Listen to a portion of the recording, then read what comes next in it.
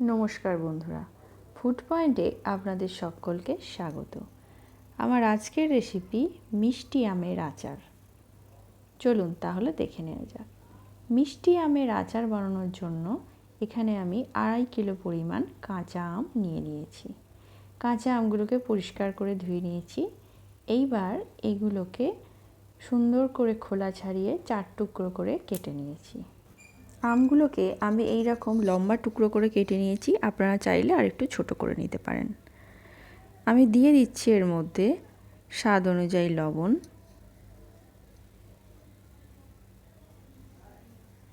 আর দিয়ে দেব half table চামচ পরিমাণ হলুদের গুঁড়ো। এই লবণ আর হলুদটাকে খুব ভালো করে আমগুলোর গায়ে লাগিয়ে দিতে হবে।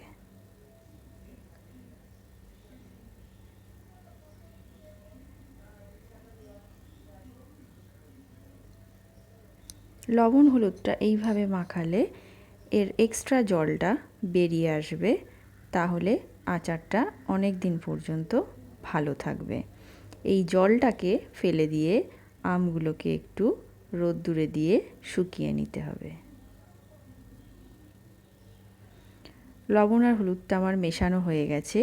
এইবার সমস্ত আমগুলোকে আমি একটা ঝুড়ির মধ্যে তুলে নেব।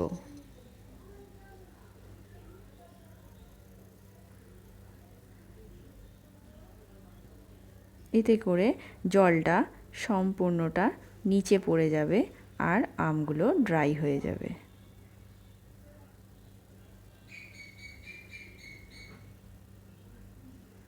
এই ঝুড়ি শুদ্ধই আমি রোদ্দুরে বসিয়ে দেব 4 থেকে 5 ঘন্টার জন্য।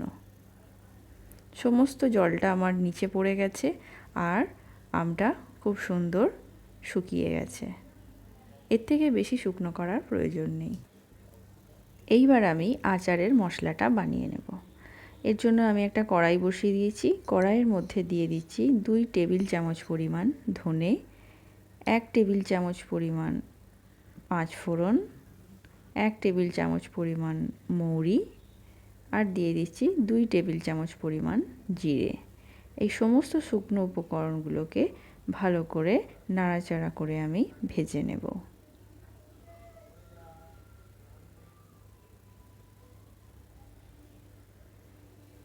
মশলাগুলো আমার হালকা ভাজা হয়ে গেছে। এইবার এর মধ্যে দিয়ে দিচ্ছি 4টে শুকনো লঙ্কা।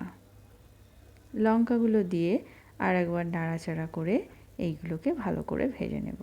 সমস্ত শুকনো মশলাগুলো আমার ভাজা হয়ে গেছে। এইগুলো কড়া থেকে উঠিয়ে নিলাম। এইবার কড়ার মধ্যে দিয়ে দিচ্ছি 30 ml মতো সর্ষের তেল।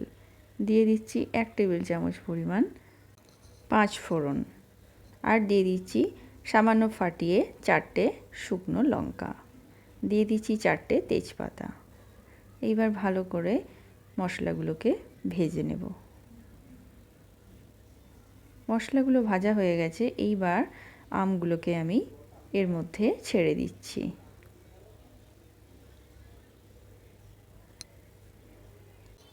সমস্ত আমের টুকরোগুলো আমি দিয়ে দিয়েছি। এইবার এইগুলোকে হালকা হাতে নাড়াচাড়া করে নেব।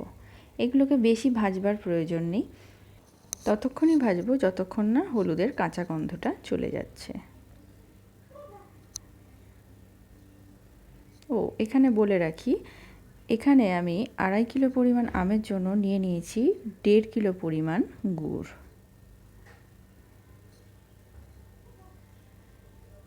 আমটা আমার প্রায় ভাজা হয়ে গেছে।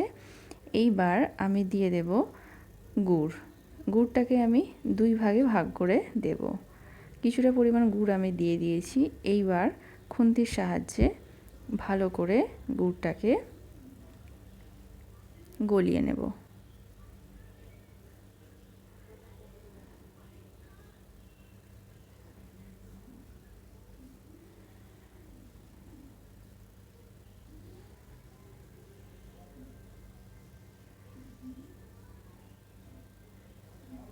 ভালোভাবে নাড়াচাড়া করে মিশিয়ে নেব।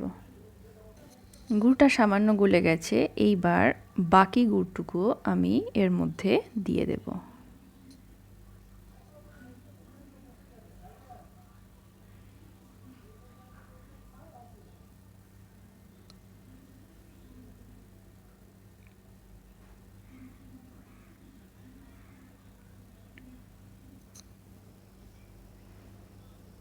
এবার খুব ভালো করে নাড়াচাড়া করে সমস্ত গুড়টা আমি মিশিয়ে নেব। গুড়টা আস্তে আস্তে মেল্ট হতে শুরু করেছে।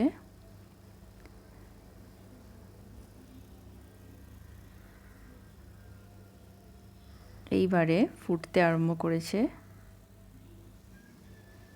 মাঝে মধ্যে একটু করে নাড়াচাড়া করে দিতে হবে।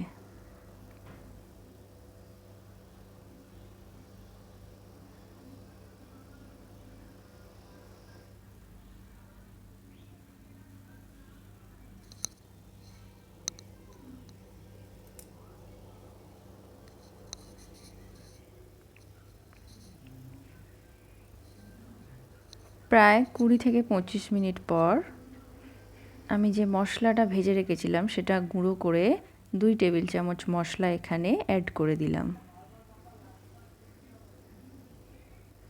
খুব ভালো করে মশলাটা এর সাথে মিশিয়ে নিতে হবে।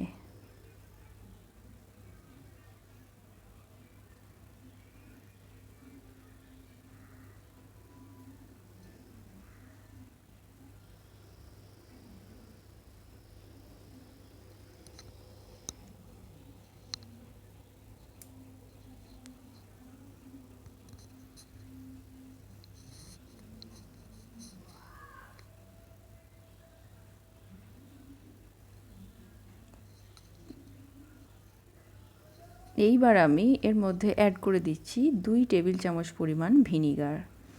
ভিনিগারটা দিলে এই আচারটা সারা বছর এমনকি 2 বছর পর্যন্ত রেখে খাওয়া যেতে পারে।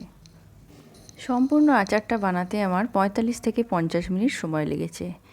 দেখুন 50 মিনিট পর আচারটা পুরো সেট হয়ে গেছে। তো বন্ধুরা, কেমন লাগলো ভিডিওটা? ভালো লাগলে লাইক, শেয়ার ও কমেন্ট করতে ভুলবেন না। আর আমার চ্যানেল নতুন হয়ে থাকলে চ্যানেলটা সাবস্ক্রাইব করার অনুরোধ রইল। তো আজকের জন্য এ পর্যন্তই। আবার দেখা হবে অন্য কোনো ভিডিও নিয়ে। ততক্ষণের জন্য নমস্কার।